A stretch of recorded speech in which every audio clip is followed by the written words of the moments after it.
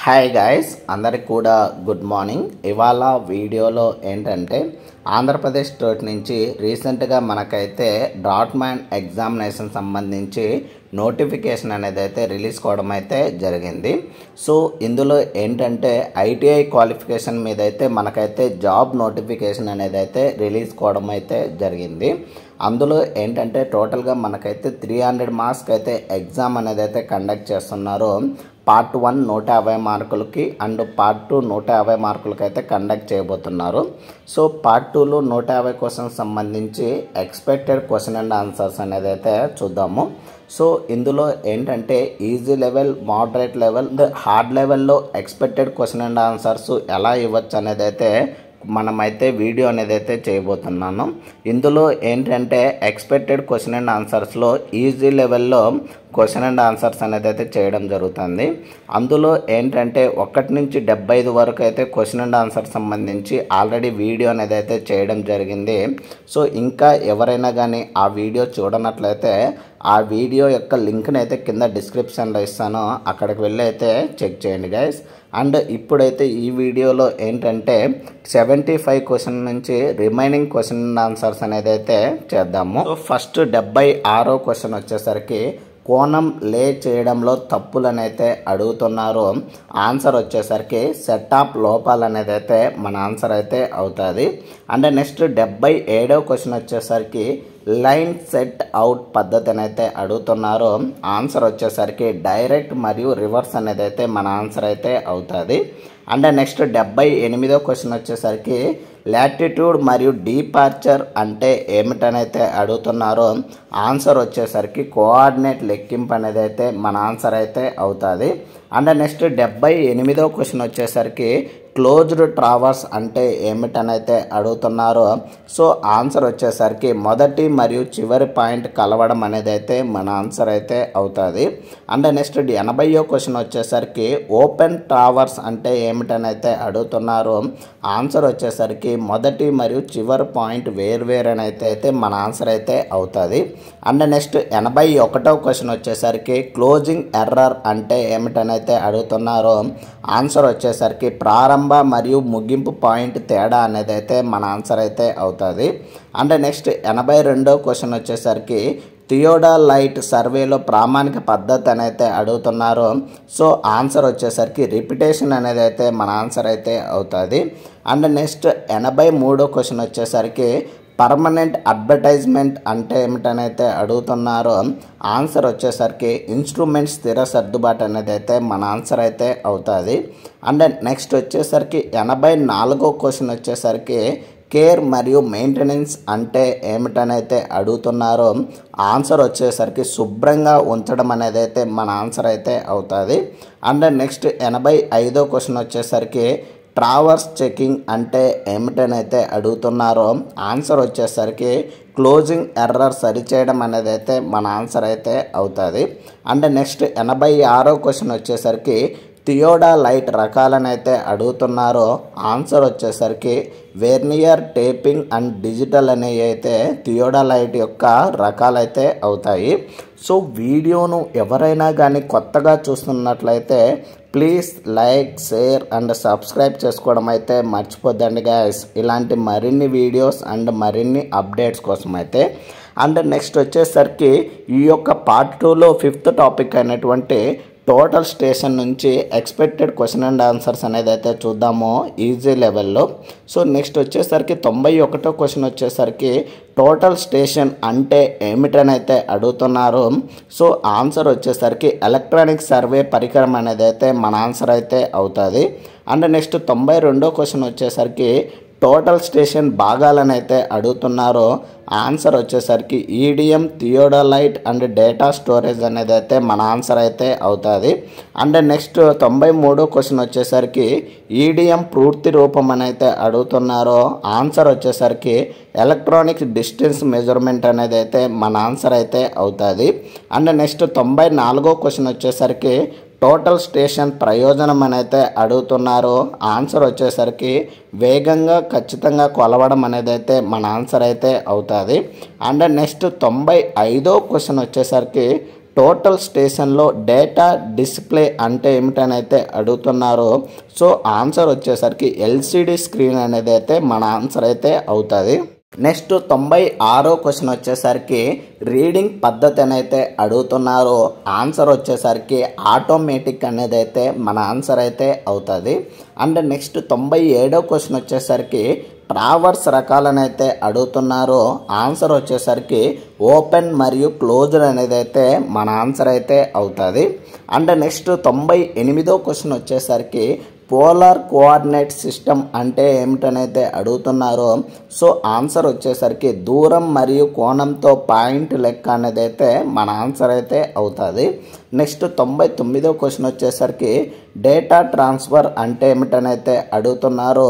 So answer వచ్చేసరికి computer ద్వారా అనేది అయితే మన ఆన్సర్ అయితే అవుతుంది. అంటే నెక్స్ట్ 100వ క్వశ్చన్ వచ్చేసరికి పరికరం స్థిరత్వం అనేది అడుగుతున్నారు.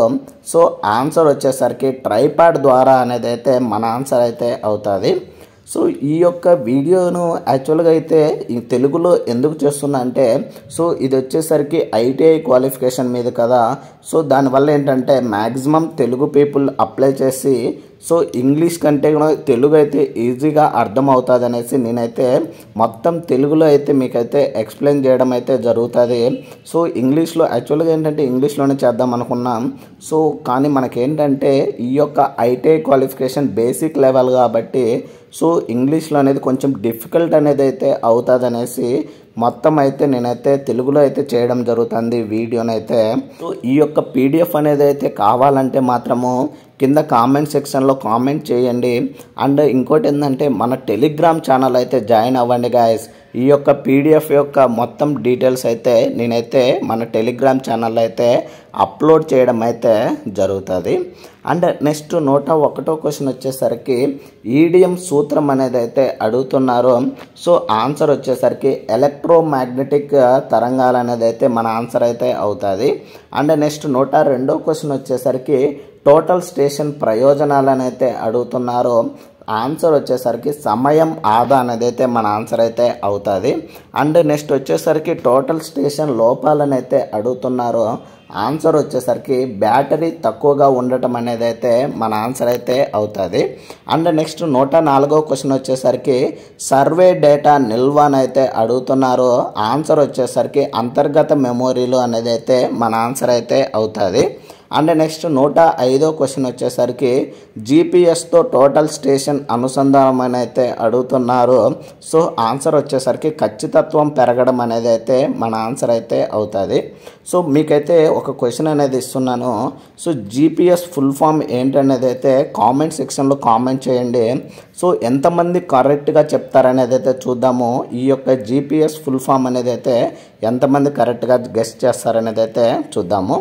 సో నెక్స్ట్ వచ్చేసరికి 6వ టాపిక్ అండి, GPS related question and answers అనేది అయితే చూద్దాము. సో ఇందులో ఏంటంటే 106వ క్వశ్చన్ వచ్చేసరికి ఇందాక మీకైతే క్వశ్చన్ అనేది ఇచ్చా కదా జీపీఎస్ ఫుల్ ఫామ్ ఏంటని, అదైతే అడగడం జరిగింది. సో మీరైతే కామెంట్ సెక్షన్లో కామెంట్ అనేది అయితే చేయండి. సో జీపీఎస్ ఫుల్ ఫామ్ అనేది ఏంటనేది అయితే సో ఎంతమంది కరెక్ట్గా చెప్తారనేది అయితే చూద్దాము. సో నెక్స్ట్ వచ్చేసరికి 107వ క్వశ్చన్ అనేది అయితే ఏంటనేది అయితే చూద్దాము. జీపీఎస్ సూత్రం అనేది అడుగుతున్నారు. ఆన్సర్ వచ్చేసరికి ఉపగ్రహ సంకేతాల ఆధారంగా స్థానం నిర్ధారణ అనేది అయితే జీపీఎస్ సూత్రం అండి. అండ్ నెక్స్ట్ 108వ క్వశ్చన్ వచ్చేసరికి జీపీఎస్ సిగ్నల్ రకాలని అయితే అడుగుతున్నారు. ఆన్సర్ వచ్చేసరికి కోడ్ మరియు క్యారియర్ అనేది అయితే మన ఆన్సర్ అయితే అవుతుంది. అండ్ నెక్స్ట్ 109వ క్వశ్చన్ వచ్చేసరికి జీపీఎస్ సిస్టమ్ విభాగాలను అయితే అడుగుతున్నారు. సో ఆన్సర్ వచ్చేసరికి స్పేస్, కంట్రోల్, యూజర్ అనేది అయితే మన ఆన్సర్ అయితే అవుతుంది. అండ్ నెక్స్ట్ 110వ క్వశ్చన్ వచ్చేసరికి ట్రాన్సిస్ట్ పాత్ర అయితే అడుగుతున్నారు. ఆన్సర్ వచ్చేసరికి జీపీఎస్ అభివృద్ధికి పునాది అనేది అయితే మన ఆన్సర్ అయితే అవుతుంది. అండ్ నెక్స్ట్ 111వ క్వశ్చన్ వచ్చేసరికి కోఆర్డినేట్ సిస్టమ్ అనేది అడుగుతున్నారు. ఆన్సర్ వచ్చేసరికి లాటిట్యూడ్ అండ్ లాంగిట్యూడ్ అనేది అయితే మన ఆన్సర్ అయితే అవుతుంది. 112వ క్వశ్చన్ వచ్చేసరికి టైం సిస్టమ్ అంటే ఏమిటనైతే అడుగుతున్నారో ఆన్సర్ వచ్చేసరికి యూనివర్సల్ టైం అనేది అయితే మన ఆన్సర్ అయితే అవుతుంది. అండ్ నెక్స్ట్ 113వ క్వశ్చన్ వచ్చేసరికి GPS ఉపగ్రహాల సంఖ్య అయితే అడుగుతున్నారో ఆన్సర్ వచ్చేసరికి కనీసం 24 అయితే మన యొక్క GPS ఉపగ్రహాల సంఖ్య అనేది అయితే అవుతుంది. అండ్ నెక్స్ట్ 114వ క్వశ్చన్ వచ్చేసరికి ట్రాకింగ్ పరికరం అనేది అడుగుతున్నారో ఆన్సర్ వచ్చేసరికి రిసీవర్ అనేది అయితే మన ఆన్సర్ అయితే అవుతుంది. అండ్ నెక్స్ట్ 115వ క్వశ్చన్ వచ్చేసరికి ఫోటోగ్రామెట్రీ ఉపయోగం అనేది అడుగుతున్నారో ఆన్సర్ వచ్చేసరికి భూభాగ మ్యాపింగ్ అనేది అయితే మన ఆన్సర్ అయితే అవుతుంది. అండ్ నెక్స్ట్ 116వ క్వశ్చన్ వచ్చేసరికి ఏరియల్ ఫోటోగ్రఫీ అంటే ఏమిటనైతే అడుగుతున్నారో ఆన్సర్ వచ్చేసరికి విమానాల ద్వారా ఫోటోలు అనేది అయితే మన ఆన్సర్ అయితే అవుతుంది. అండ్ నెక్స్ట్ 117వ క్వశ్చన్ వచ్చేసరికి రిమోట్ సెన్సింగ్ అంటే ఏమిటనైతే అడుగుతున్నారో ఆన్సర్ వచ్చేసరికి ఉపగ్రహాల ద్వారా డేటా సేకరణ అనేది అయితే మన ఆన్సర్ అయితే అవుతుంది. అండ్ నెక్స్ట్ 118వ క్వశ్చన్ వచ్చేసరికి డిజిటల్ ఇమేజ్ ప్రాసెసింగ్ అంటే ఏమిటనైతే అడుగుతున్నారో సో ఆన్సర్ వచ్చేసరికి కంప్యూటర్ విశ్లేషణ అనేది అయితే మన ఆన్సర్ అయితే అవుతుంది. అండ్ నెక్స్ట్ వచ్చేసరికి 119వ క్వశ్చన్ వచ్చేసరికి ప్యాటర్న్ రికగ్నిషన్ అంటే ఏమిటనైతే అడుగుతున్నారు ఆన్సర్ వచ్చేసరికి చిత్ర విశ్లేషణ అనేది అయితే మన ఆన్సర్ అయితే అవుతుంది. అండ్ నెక్స్ట్ వచ్చేసరికి 120వ క్వశ్చన్ వచ్చేసరికి సిగ్నల్ బయాస్ అంటే ఏమిటనైతే అడుగుతున్నారో ఆన్సర్ వచ్చేసరికి గాలి ప్రభావం అనేది అయితే మన ఆన్సర్ అయితే అవుతుంది. అండ్ నెక్స్ట్ 121వ క్వశ్చన్ వచ్చేసరికి GPS ఖచ్చితత్వం అనేది అడుగుతున్నారు ఆన్సర్ వచ్చేసరికి 5 మీటర్ల లోపు అనేది అయితే GPS అనేది అయితే ఖచ్చితత్వం అనేది అయితే చూపిస్తుంది. అండ్ నెక్స్ట్ 122వ క్వశ్చన్ వచ్చేసరికి గ్రౌండ్ ఎక్విప్మెంట్ అంటే ఏమిటనైతే అడుగుతున్నారో ఆన్సర్ వచ్చేసరికి యాంటెన్నా మరియు రిసీవర్ అనేది అయితే మన ఆన్సర్ అయితే అవుతుంది. అండ్ నెక్స్ట్ వచ్చేసరికి 123వ క్వశ్చన్ వచ్చేసరికి GPS టైమింగ్ అనేది అడుగుతున్నారు ఆన్సర్ వచ్చేసరికి గడియారం ఆధారంగా అనేది అయితే మన ఆన్సర్ అయితే అవుతుంది. అండ్ నెక్స్ట్ వచ్చేసరికి 124వ క్వశ్చన్ వచ్చేసరికి GPS అప్లికేషన్లనైతే అడుగుతున్నారో ఆన్సర్ వచ్చేసరికి సర్వేయింగ్, మ్యాపింగ్ అండ్ నావిగేషన్ అనేది అయితే మన ఆన్సర్ అయితే అవుతుంది. అండ్ నెక్స్ట్ 125వ క్వశ్చన్ వచ్చేసరికి ఉపగ్రహ చిత్రాలను అయితే అడుగుతున్నారు ఆన్సర్ వచ్చేసరికి భూభాగ పరిశీలన కోసం అనేది అయితే మన ఆన్సర్ అయితే అవుతుంది. అండ్ నెక్స్ట్ వచ్చేసరికి 7th యూనిట్ అయితే ఇవ్వడం జరిగింది.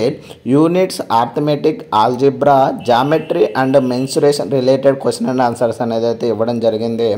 సో ఇందులో ఏంటంటే మ్యాథ్స్ నుంచి ఇవైతే క్వశ్చన్స్ ఎక్స్పెక్ట్ చేయలేమండి, ఇంకా కొంచెం టఫ్గా అయితే అడుగుతారు. సో బేసిక్ ఐడియా కోసం అయితే నేనైతే ఇక్కడ క్వశ్చన్స్ అనేది అయితే ఇవ్వడం జరిగింది కొన్ని అయితే.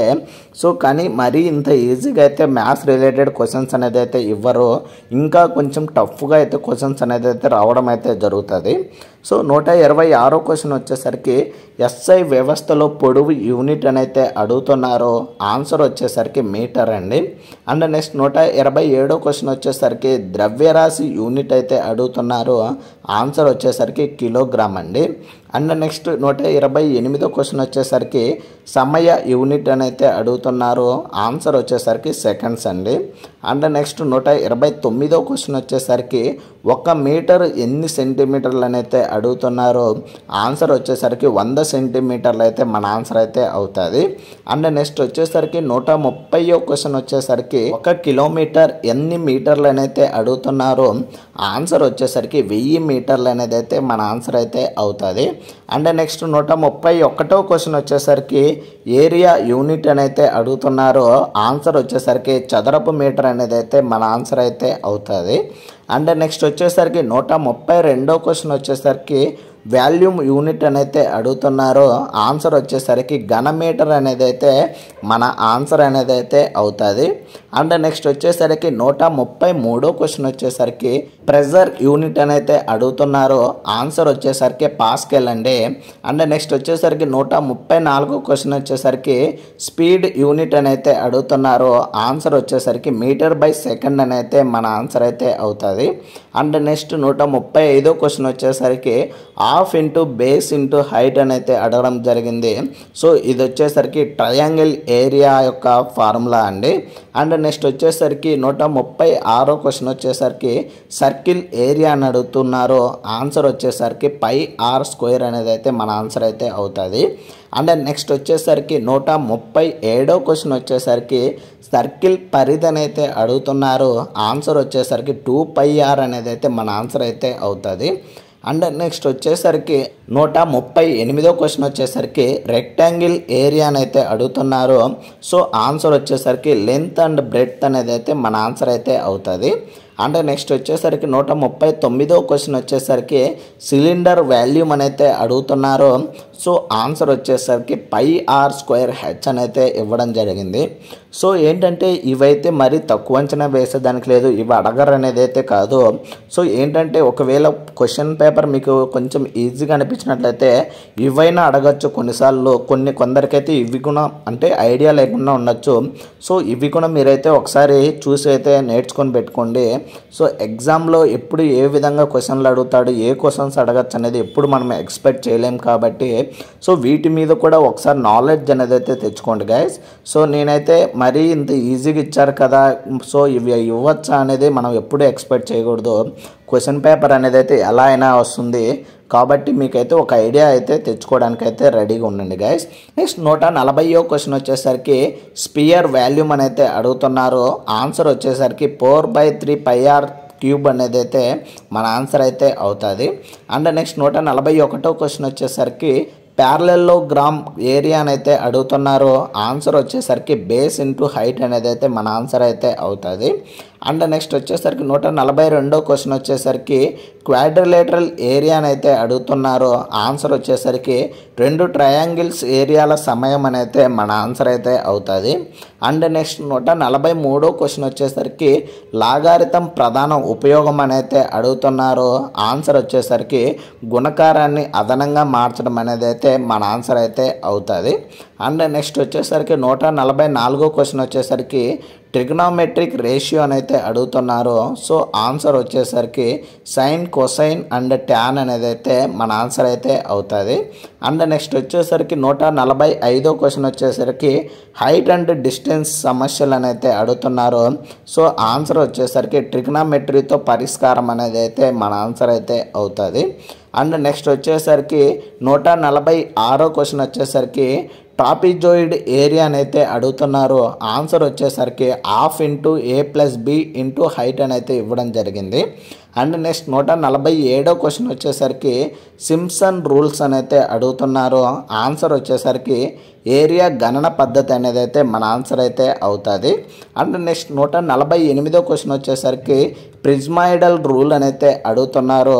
ఆన్సర్ వచ్చేసరికి వాల్యూమ్ గణన పద్ధతి అనేది అయితే మన ఆన్సర్ అయితే అవుతుంది. అండ్ నెక్స్ట్ వచ్చేసరికి 149వ క్వశ్చన్ వచ్చేసరికి మీన్ ఏరియా రూల్ అయితే అడుగుతున్నారు. సో ఆన్సర్ వచ్చేసరికి మధ్య ఏరియాల సగటు అనేది అయితే మన ఆన్సర్ అయితే అవుతుంది. అండ్ నెక్స్ట్ 150వ క్వశ్చన్ వచ్చేసరికి గణనలో తుది ఫలితం ఏ యూనిట్లో ఉంటుందని అయితే అడుగుతున్నారు. ఆన్సర్ వచ్చేసరికి ఇవ్వబడిన కొలతల యూనిట్లోనే అయితే ఉంటుంది అనేది అయితే మన ఆన్సర్ అయితే అవుతుంది. ఇది ఆంధ్రప్రదేశ్ స్టేట్ నుంచి మనకు రిలీజ్ అయినటువంటి డ్రాట్మ్యాన్ సంబంధించి ఎక్స్పెక్టెడ్ క్వశ్చన్ అండ్ ఆన్సర్స్లో ఈజీ లెవెల్లో మనకైతే ఈ 150 క్వశ్చన్ సంబంధించి డీటెయిల్స్ అయితే గాయస్. దీనికి సంబంధించి ఆల్రెడీ పార్ట్ 1 వీడియో అనేది అయితే చేయడం జరిగింది. ఇంకా ఎవరైనా చూడకపోతే మన ఛానల్ డిస్క్రిప్షన్లో కానీ లేదంటే ఇక్కడ వీడియో కింద డిస్క్రిప్షన్ అనేది అయితే ఇవ్వడం జరుగుతుంది, ఒకసారి అయితే చెక్ చేయండి గైస్. అండ్ ఆల్రెడీ ఇంకో క్వశ్చన్ అనేది ఇవ్వడం జరిగింది, GPS ఫుల్ ఫామ్ అనేది అయితే ఇవ్వడం అయితే జరిగింది. సో కామెంట్ సెక్షన్లో అయితే కామెంట్ అయితే చేయండి. సో ఎంతమంది కరెక్ట్గా చెప్తారనేది అయితే చూద్దాము. ఈ యొక్క డ్రాట్మ్యాన్ సంబంధించి ఈజీ లెవెల్లో అయితే ఇప్పుడైతే ఇవి డీటెయిల్స్ అండి. అండ్ ఇంకొచ్చేసరికి బ్రైట్ అండ్ హార్డ్ లెవెల్లో కూడా క్వశ్చన్ అండ్ ఆన్సర్స్ అనేది అయితే చేయడం అయితే జరుగుతుంది. సో ఇలాంటి మరిన్ని వీడియోస్ అండ్ మరిన్ని అప్డేట్స్ కోసం అయితే please like, share and subscribe చేసుకోవడం అయితే మర్చిపోద్దండి గైస్. సో వీడియోకి ఇంకా ఎవరైనా కానీ లైక్ చేయకపోతే లైక్ చేయండి గైస్. Thank you.